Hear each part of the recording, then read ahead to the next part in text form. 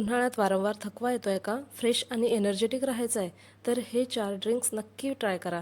उन्हाळ्यात बाजारातील ड्रिंक्स टाळा आणि बनवा घरच्या घरी असे ड्रिंक्स जे तुमच्या शरीराला ठेवतील हायड्रेटेड.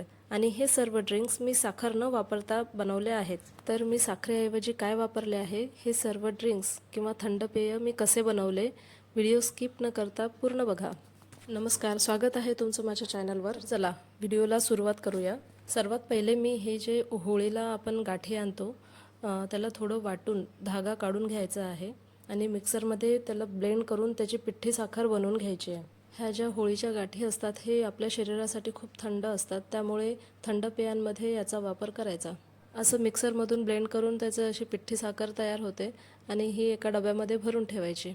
पहिलं थंड पेय मठ्ठा किंवा बटर मिल्क बनवण्यासाठी अर्धा लिटर ताक घेतलं आहे, किंवा तुम्ही दही घेऊन त्यात पाणी टाकून ब्लेंड करून त्याला ताक पण बनवू शकता.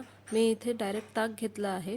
त्यात टाकलं आहे थोडं चिमूटभर काळं मीठ, आपला घरी बनवलेला चाट मसाला. घरच्या घरी चाट मसाला कसा बनवायचा बघायचा असेल तर माझ्या चॅनलवर व्हिडिओ आहे, तिथून तुम्ही बघू शकता. आता यात 1 चिमूटभर लाल तिखट घातली आहे आणि ही घरी बनवलेली खडी साखर किंवा पिठी साखर. नंतर यात थोडे आईस क्यूब घालायचे आहे, कारण उन्हाळा आहे तर थोडं बटर मिल्क थंडच पाहिजे. तुम्हाला आईस क्यूब टाकायचे नसेल तर तुम्ही यात थंडगार पाणी असं ॲड करू शकता.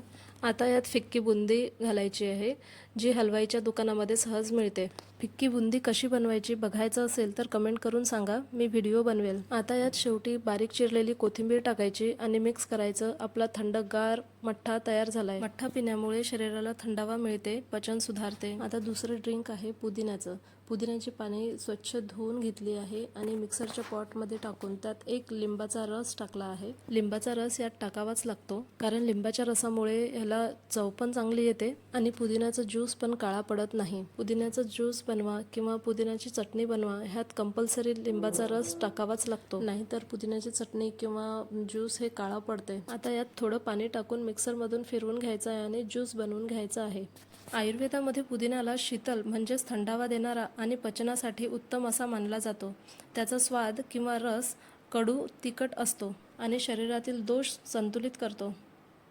आयुर्वेदानुसार पुदिना हा दीपन पाचन आहे, म्हणजेच भूक वाढवतो, ॲसिडिटी कमी करतो, गॅस आणि अपचन कमी करतो. आता हे ज्यूस एका स्वच्छ स्टीलच्या चाळणीमधून गाळून घ्यायचं आणि त्यामध्ये टाकायचं आहे काळं मीठ आणि चाट मसाला टाकायचा. आता यात 1 चमचाभर खडीसाखर टाकायचं आहे. आता याला मिक्स करून रेडी झाला आहे आपला पुदिन्याचा ज्यूस. पुदिन्याचा सुगंध आणि थंडावा मनाला शांत करतो. पुदिन्यात नॅचरल अँटीऑक्सिडंट्स असतात.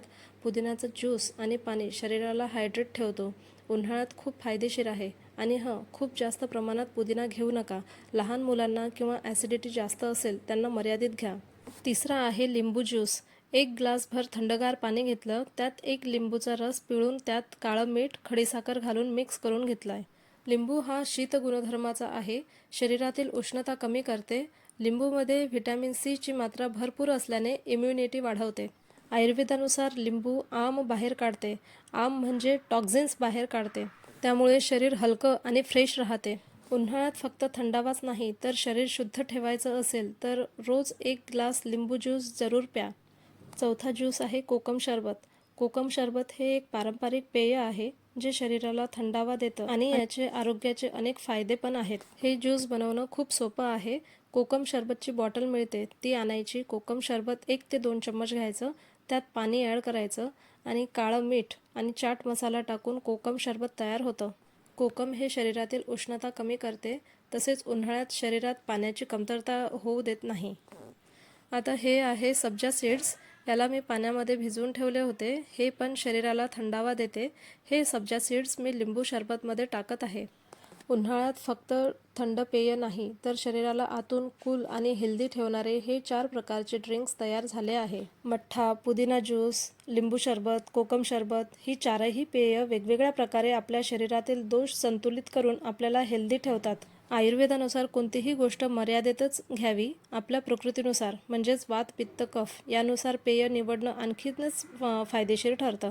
हे 4ही ज्यूस बनवून दाखवले आणि त्याचे फायदेही सांगितले. तर मंडळी, या उन्हाळ्यात बाहेरचे कोल्ड्रिंक्स विसरा आणि या नैसर्गिक आणि घरी बनवलेले थंड पेयाचा आपल्या रोजच्या जीवनात समावेश करा.